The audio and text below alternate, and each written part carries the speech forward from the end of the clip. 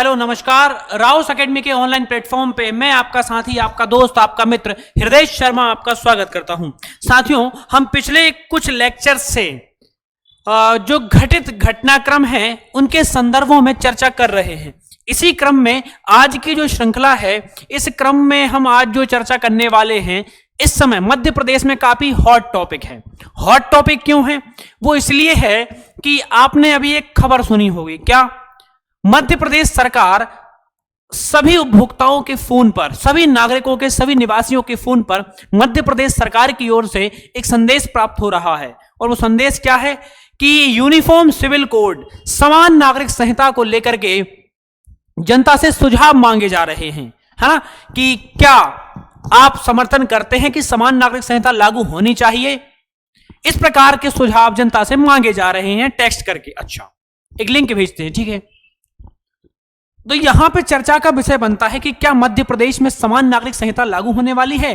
क्या यहां पे कुछ ऐसा हुआ है जिसके कारण यह खबर बन रही है कि मध्य प्रदेश सरकार जल्दी से जल्दी ही समान नागरिक संहिता, यूनिफॉर्म सिविल कोड को लागू करने वाली है? जब ये खबर बनी तो मुझे आपको यह समझाना, आपके साथ ये चीजें साझा करना बहुत अनिवार्य है कि समान नागरिक संहिता क्या है, क्या इसके लाभ हैं, क्या इसकी हानियां हैं, भारत में अब तक इसे लागू क्यों नहीं किया गया, संविधान के किस प्रावधान में इसका उल्लेख है, इसके लागू क्यों किया जाए इसको, और इसके लागू होने से क्या क्या परिवर्तन आ जाएंगे, क्या मध्य प्रदेश में लागू होने वाला है, क्या ऐसी कोई व्यवस्था हुई है जिसके तहत ये प्राप्त हो रहा है कि भैया मध्य प्रदेश में यूनिफॉर्म सिविल कोड जो है लागू होने वाला है। अच्छा, जब ये सारी चीजें निकल करके आती हैं तो हमको पता चलता है कि सर ऐसा कुछ जानकारी लग रही है जिससे ये पता चलता है कि समान नागरिक संहिता की कहानी मध्य प्रदेश में आगे बढ़ने वाली है। अच्छा, तो ऐसा क्या हुआ?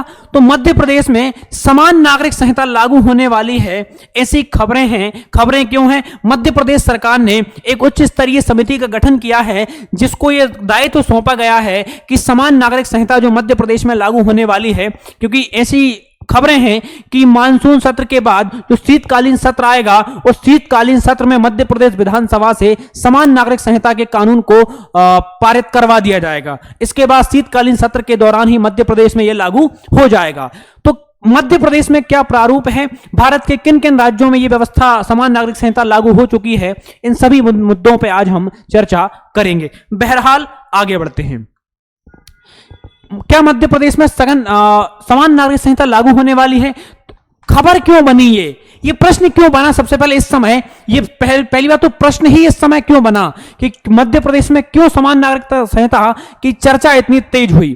तेज इसलिए हुई, मध्य प्रदेश सरकार ने घोषणा की है कि राज्य में समान नागरिक संहिता को लागू करने के लिए कुछ कदम उठाए जा रहे हैं। क्या कदम उठाए जा रहे हैं, इनके बारे में हम चर्चा करेंगे। इससे पहले हम सारी चीजें बताऊंगा आपको कि मध्य प्रदेश सरकार ने सुझाव मांगे, समिति बनाई, किन किन राज्यों में लागू हो चुका है। उससे पहले ये समझते हैं कि समान नागरिक संहिता क्या है। साथियों, समान नागरिक संहिता एक ऐसी नियमावली है जिसमें देश के सभी नागरिकों को समान माना जाता है। अब आप कहेंगे सर आर्टिकल 14 में हमारे पास ये व्यवस्था है कि सभी को इक्वल मानते हैं, लेकिन अब तक खासतौर से हमारे राज्य में या पूरे भारत में, संपूर्ण भारत में, लगभग सारे भारत में यह व्यवस्था है कि सिविल मैटर जो होते हैं, विवाह, तलाक, शादी, है ना, विवाह विच्छेद, है ना, उत्तराधिकार के नियम, इनको लेकर के अलग अलग धर्मों के हिसाब से कानून चलते हैं। हिंदू धर्म में हिंदू विवाह अधिनियम के हिसाब से काम होता है, मुस्लिमों में शरीयत के हिसाब से चलता है, ईसाई धर्म के अलग कानून है, सिखों के अलग कानून है।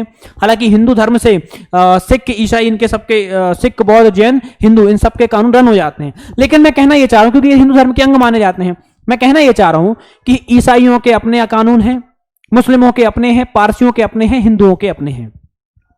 समान नागरिक संहिता से यह होगा, जितने भी सिविल मैटर्स होंगे, शादी, विवाह, तलाक, उत्तराधिकार, है ना, संतान, ये सारे मुद्दों पे सभी नागरिकों को इक्वल समझा जाएगा। सिविल मैटर में सभी को समानता मिल जाएगी। कि जैसे आज तक हमारे पास 3 तलाक जब व्यवस्था थी तो हिंदू एक विवाह करता था, बाकी मुस्लिम धर्म के जो लोग थे वो 3 शादियों, इतने मतलब 3 शादियों की उनको परमिशन थी। तलाक के लिए अपने धर्म में पूरी कोर्ट की व्यवस्था थी हिंदू पुनर्विवाह अधिनियम के हिसाब से। मुस्लिमों में तलाक तलाक तलाक 3 बार बोला तो तलाक हो जाता था। तो ये व्यवस्थाएं थी, इनको एकीकरण करने का प्रयास इसमें किया जा रहा है। सबको इक्वल ट्रीट करने की व्यवस्था यहां पे की जा रही है। क्या होती है समान नागरिक संहिता? तो समान नागरिक संहिता का मतलब है देश के सभी नागरिकों के लिए, सभी निजी मामलों, है ना, सभी मामलों जैसे विवाह, तलाक, उत्तराधिकार, गोद लेना, संपत्ति आदि का बंटवारा में एक समान कानून जो है लागू हो। कौन कौन से मैटर होंगे? विवाह, तलाक, उत्तराधिकार, गोद लेना, संपत्ति का बंटवारा, इसमें सभी लोगों को इक्वल ट्रीटमेंट दिया जाएगा। इसका उद्देश्य क्या है? सभी नागरिकों को समान अधिकार देना और कानून के सामने सभी को इक्वल ट्रीटमेंट देना, है ना। विधि के समक्ष समता का जो कॉन्सेप्ट है आपने आर्टिकल 14 में पढ़ा होगा। मध्य प्रदेश में क्या ये लागू होने वाला है? तो राज्य सरकार समान नागरिक संहिता लागू करने के लिए कानूनी और प्रशासनिक प्रक्रिया शुरू कर चुकी है। अच्छा, इसके लिए एक ड्राफ्ट तैयार किया जा रहा है और जनता से सुझाव मांगे जा रहे हैं। जो लिंक आ रही है हमारे पास टेक्स्ट में, वो इसी के तहत आ रही है। सभी समुदायों के निजी कानूनों की जगह एक समान कॉमन नागरिक संहिता जो आएगी सभी पर लागू होगी। महिलाओं और बच्चों के अधिकारों को अधिक सुरक्षित और सुनिश्चित किया जाएगा, इसमें ऐसी व्यवस्था की जा रही है। समान नागरिक संहिता, ये बात ध्यान रखनी हमको, समान नागरिक संहिता का अर्थ किसी धर्म या आस्था को बदलना नहीं है, बल्कि सभी नागरिकों को के लिए समान कानून बनाना है। बस ये इसका उद्देश्य है। क्या लाभ होंगे? सभी नागरिकों को समान अधिकार मिलेंगे, संरक्षण मिलेगा, महिलाओं के साथ होने वाले भेदभाव की समाप्ति होगी, कानूनी प्रक्रिया सरल, पारदर्शी और समान होगी, राष्ट्र की एकता, अखंडता और सामाजिक समरसता को बढ़ावा मिलेगा। अच्छा, जब ये चीजें हैं, ये खबर निकल करके आती है, मैंने कहा ना कि मध्य प्रदेश में सुगबुगाहट हुई कि भैया समान नागरिक संहिता लागू होने वाला है। सीएम मोहन यादव का सबसे बड़ा ऐलान है कि राज्य में जल्द ही समान नागरिक संहिता जो है लागू होगी और जो अगला शीतकालीन सत्र है, इस सत्र में इसके पास होने की पूरी संभावना जताई जा रही। क्यों? क्योंकि केंद्र सरकार में बीजेपी का शासन है, भारतीय जनता पार्टी का मध्य प्रदेश में भी है। अब तक 2 से 3 बीजेपी शासित राज्यों में यूसीसी लागू हो चुका है। गुजरात में हो चुका है, असम में हो चुका है, उत्तराखंड में हो चुका है। अगला नंबर मध्य प्रदेश का है। ठीक है, आगे बढ़ते हैं। यूनिफॉर्म सिविल कोड के बारे में मैंने आपको बताने का प्रयास किया है कि क्या होता है ये, इसको और विस्तार से समझेंगे, इसके लाभ हानि क्या होते हैं सब देखेंगे। तो हमने ये देख लिया कि क्या होता है ये, इसमें कौन कौन से मामले आते हैं, तलाक, विवाह, गोद लेना, संपत्ति का बंटवारा। वर्तमान स्थिति क्या है? हिंदुओं के लिए हिंदुओं का कानून है, मुस्लिमों के लिए मुस्लिमों के हिसाब से काम होता है, ईसाइयों के लिए ईसाई कानून है, सिखों के लिए सिख कानून, पारसियों के लिए पारसी, जैनों के लिए जैन। सभी धर्मों के अलग अलग क्या है कानून है। तो जब कोई मामला फंसता है तो इसमें बहुत ज्यादा दिक्कतों का सामना न्यायालयों को करना पड़ता है। यूसीसी का उद्देश्य क्या है? सभी नागरिकों के लिए समान कानून बनाना, उसको लागू करना, लैंगिक समानता और सभी को समान न्याय प्रदान करना, धर्म के आधार पर भेदभाव को रोकना, कानूनी प्रक्रिया को सरल, स्पष्ट और पारदर्शी बनाना और राष्ट्र की एकता, अखंडता और समरसत्ता को मजबूत करना ही यहां क्या है इनका उद्देश्य दिखाई पड़ता है। क्या भारतीय संविधान में इसके लिए कोई व्यवस्था लिखी है? जी हां, आर्टिकल 44 ऑफ इंडियन कॉन्स्टिट्यूशन, भारतीय संविधान का अनुच्छेद 44 इसके लिए व्यवस्था करता है कि भैया अब चूंकि ये मौलिक अधिकार नहीं है, अगर मौलिक अधिकार होता तो सरकारों को जब संविधान लागू हुआ था उसी समय इसको लागू करना पड़ता, लेकिन ये डीपीएसपी है और डीपीएसपी का आर्टिकल 37 ये कहता है कि भैया जो डीपीएसपी होंगे, directive principles of state policy, वो जस्टिकेबल नहीं होंगे, है ना, न्यायोचित नहीं होंगे, गैर न्यायोचित होंगे। मतलब सरकार को लगे तो लागू करा सकती है, नहीं तो नहीं कराएगी, और लागू कराना है सरकार तो कानून बना के कराना पड़ेगा। तो इसके लिए कानून बनाने की प्रक्रिया आजकल अलग अलग राज्यों में हो रही है। अच्छा, क्या कहता है अनुच्छेद 44? राज्य भारत के समस्त नागरिकों के लिए समान नागरिक संहिता सुनिश्चित करने का प्रयास करेगा। डीपीएसपी का भाग है ये आर्टिकल 44। न्यायालय में सीधे लागू कराने योग्य नहीं है, आर्टिकल 37 में यही बात लिखी है ना, आपको मैंने पढ़ाया हुआ है। सरकार पर नैतिक और नीतिगत दायित्व है कि लागू कराए। समान नागरिक संहिता समानता, न्याय और एकता की दिशा में एक प्रमुख कदम होगी। अच्छा, यूसीसी की आवश्यकता क्यों है सर? आवश्यकता इसलिए है कि एक राष्ट्र एक कानून, समान अधिकार की व्यवस्था करनी है। भारत में विभिन्न धर्मों के लिए अलग अलग व्यवस्थाएं दिखाई पड़ रही हैं, इसलिए उनको एक करने के लिए इसकी जरूरत हमको है। सभी नागरिकों के लिए समान कानून हो, महिलाओं को समान अधिकार मिले, लैंगिक समानता आए, राष्ट्रीय एकता आए। राष्ट्रीय एकता कैसे आएगी? सभी के लिए एक कानून होगा, सबको एक तराजू में तोला जाएगा। न्याय व्यवस्था को सरल बनाएंगे, क्योंकि ईसाइयों के अलग कानून, हिंदुओं के अलग, जैनों के अलग, बौद्धों के अलग, पारसियों के अलग, सबके अलग हैं। तो न्यायालय किस धर्म के हिसाब से फैसला करे, जब यूसीसी बन जाएगा सबको एक तराजू से तोला जाएगा। सभी धर्म आधारित सभी असमानताओं को कम करना। वर्तमान में क्या है भैया? हिंदुओं के लिए हिंदू कानून है, हिंदू विवाह अधिनियम है, हिंदू उत्तराधिकार अधिनियम है, हिंदू दत्तक उत्तराधिकारी के लिए अधिनियम है, हिंदू अल्पसंख्यक संरक्षक अधिनियम 1956 है, जैन बौद्धों के लिए मुस्लिम कानून है, मुस्लिमों के लिए पर्सनल लॉ बोर्ड है, निकाह है, तलाक की व्यवस्था है, विरासत है, ईसाई और पारसियों के अलग कानून है, इनके लिए भी अलग अलग क्या है, पर्सनल लॉज हैं। अब यह व्यवस्था हो रही है कि यूसीसी किन विषयों पर लागू होगा। मैं पहले बता चुका हूं, विवाह, तलाक, उत्तराधिकार, गोद लेना, भरण पोषण, संपत्ति का बंटवारा, है ना, अभिभावकता और लिव इन रिलेशनशिप, इन मामलों पे बेसिकली यूसीसी क्या होना है साथियों, लागू होना है। यूसीसी से क्या लाभ हमको मिलेंगे, क्या लाभ यहां से हमको मिलने की जो है संभावना दिखेगी, तो महिलाओं का सशक्तिकरण होगा। कैसे होगा?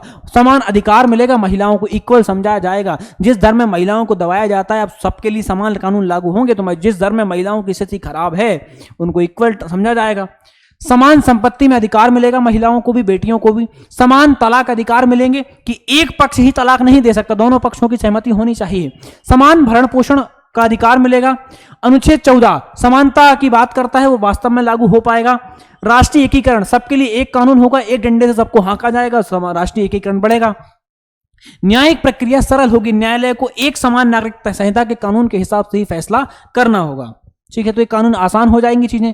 इसके समर्थन में तर्क क्या है भैया, क्यों लागू करना है हमें? तो लैंगिक समानता आएगी इसलिए लागू करना है हमको, महिलाओं के अधिकारों की रक्षा होगी इसलिए लागू करना है हमको, संविधान के अनुच्छेद 44 का पालन होगा इसलिए लागू करना है हमको, सभी को समान न्याय मिल पाएगा इसलिए लागू करना है हमको, राष्ट्रीय एकता में बढ़ावा मिलेगा इसलिए लागू करना है इसको। यूसीसी के विरोध में क्यों अब तक सरकारें इससे बचती रही हैं, या जो लोग इसका विरोध करते हैं किन आधारों पर विरोध करते हैं? तो कहते हैं धार्मिक स्वतंत्रता प्रभावित हो जाएगी। अच्छा, कैसे? बोले आर्टिकल 25 में सबको ये अधिकार मिला है कि सभी धर्मों को अपने हिसाब से धर्म को मानने, आचरण करने की स्वतंत्रता मिलेगी। तो बोले इससे उनके अपने अपने कानून हैं। अरे भैया कानून हैं तो वो बोले अपने कानूनों के हिसाब से काम चला लेते हैं, अपने कानूनों के हिसाब से नियम कानून, तलाक, विवाह, संपत्ति सब कर लेते हैं। तो बोले कि उससे धार्मिक स्वतंत्रता प्रभावित होगी। अच्छा, भारत की जो सांस्कृतिक विविधताएं हैं, अलग अलग धर्मों के वर्ग के लोग यहां दिखाई पड़ते हैं, अब तक उनके लिए अलग अलग कानून हैं। एक कानून में आप बना दोगे तो किसी ना किसी धर्म के चीजें, धर्म के धार्मिक उद्देश्यों के खिलाफ तो जाएंगी वे, तो धार्मिक विविधता प्रभावित होगी इससे। अच्छा, विभिन्न समुदायों की परंपराओं का संरक्षण होगा, नहीं हो पाएगा ना, ये कहना एक प्रयास है। संघीय ढांचे से जुड़ी बहस हमको दिखाई देगी। कुछ राज्य लागू कर देंगे जो बीजेपी शासित हैं, और बाकी राज्य इसको लागू करने में थोड़ी सी अनिच्छा का सामना करते हुए दिखाई देंगे। जब हमको ये चीजें दिखाई देती हैं, अच्छा, तो हमने ये देखा कि भैया केंद्र क्या कह रहा है, राज्य क्या कह रहे हैं, जब हमने इतनी सारी बातें करी हैं, तो अब हम ये समझेंगे, क्या समझेंगे कि भैया जो अब तक सुप्रीम कोर्ट ने, भाई आपने देखा है संविधान के अलग अलग प्रावधानों पर सर्वोच्च न्यायालय अपना निर्णय देता है, तो सुप्रीम कोर्ट ने जाहिर सी बात इस पर भी निर्णय दिए होंगे। बहुत फेमस केस है साहबानो के, जब राजीव गांधी के कार्यकाल में ये हुआ था साहबानो केस, इसने यूसीसी और महिला अधिकारों पर टिप्पणी की। क्या कहा इसमें? सुप्रीम कोर्ट ने कहा कि गुजारा भत्ता देना पति का दायित्व है और यह धर्म से परे है, सब धर्मों के लोगों को गुजारा भत्ता पत्नी को देना पड़ेगा डिवोर्स की स्थिति में। कोर्ट ने अनुच्छेद 44 का उल्लेख करते हुए कहा कि समान नागरिक संहिता समय की जरूरत है जिससे महिलाओं को समान अधिकार मिल सके। मतलब साहबानो केस में सुप्रीम कोर्ट ने साफ कहा कि अब यूनिफॉर्म सिविल कोड को लागू करने का समय आ चुका है। सरला मुदगल केस 1995 में हुआ, इन्होंने भी कहा, इस केस में सुप्रीम कोर्ट ने कहा कि यूसीसी लागू करने की जरूरत इस समय देश को है। सुप्रीम कोर्ट ने पाया कि कुछ लोग दूसरी शादी के लिए धर्म परिवर्तन कर रहे हैं। जिन धर्मों में 2 शादी 3 शादी की परमिशन होती है, लोग इस धर्म को छोड़ के उस धर्म में चले जाते हैं कि हम दूसरी शादी कर लेंगे। तो जो कानून का दुरुपयोग है, कोर्ट ने कहा कि ऐसी विसंगतियों को दूर करने के लिए और समानता स्थापित करने के लिए यूसीसी लागू करना अनिवार्य है। जॉन वेलेम्टम केस 2003 हुआ, इसने भी बोला कि भैया आपको आर्टिकल 44 को यानी कि यूनिफॉर्म सिविल कोड को लागू करना ही पड़ेगा। सुप्रीम कोर्ट ने कहा अनुच्छेद 44 के तहत राज्यों के लिए निर्देशक सिद्धांत है, इसका उद्देश्य एक समान नागरिक संहिता की स्थापना करना है। कोर्ट ने दोहराया कि समान नागरिक संहिता राष्ट्रीय एकता अखंडता के लिए बहुत जरूरत है, सामाजिक सद्भाव के लिए बहुत जरूरत है। हम निष्कर्ष के तौर पर यह कह सकते हैं कि सुप्रीम कोर्ट ने अलग अलग केसों के माध्यम से समान नागरिक संहिता की महत्वता को दर्शाया है और इसको लागू करने के लिए सरकारों को निर्देशित किया है। भारत में यूसीसी की वर्तमान स्थिति क्या है?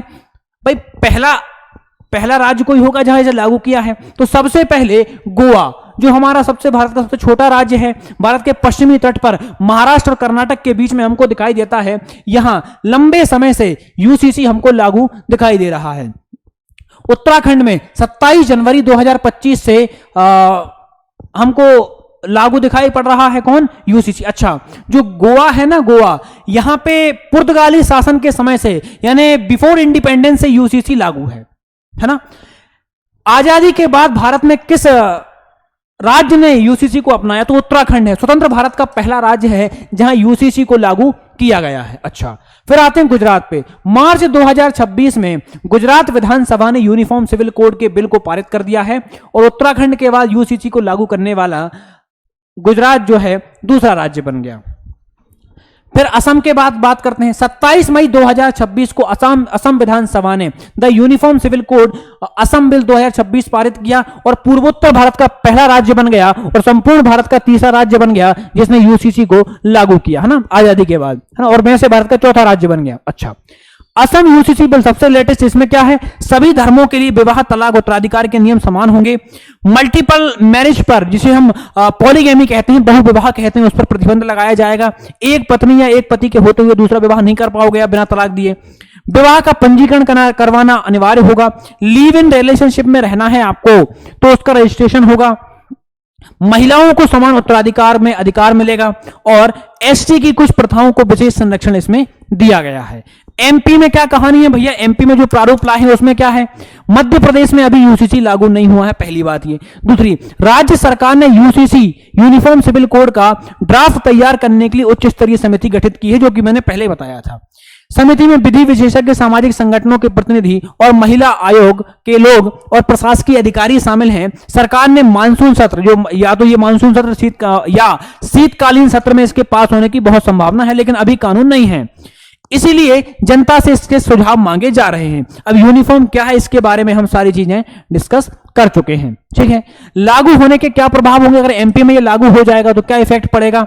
सभी धर्मों के लिए विवाह संबंधी नियम इक्वल हो जाएंगे। महिलाओं को समान उत्तरदायित्व के अधिकार मिलेंगे। विवाह और तलाक की समान कानूनी प्रक्रिया होगी। संपत्ति विवादों में एक समान कानून होगा और न्यायिक प्रक्रिया बहुत ज्यादा इजी, आसान हो जाएगी। तो ये कहानी हमको कुल मिलाकर दिखाई पड़ती है किसकी साथियों? यूनिफॉर्म सिविल कोड की। इसके लाभ, हानि, है ना, विरोध क्यों हुआ, सुप्रीम कोर्ट ने क्या कहा, इन सब मुद्दों पर हमने चर्चा कर ली है। उम्मीद करता हूं साथियों आपको ये सेशन पसंद आया होगा। आगे इसी प्रकार के किसी और मुद्दे को डिस्कस करेंगे। तब तक के लिए थैंक यू, धन्यवाद, जय हिंद, नमस्कार।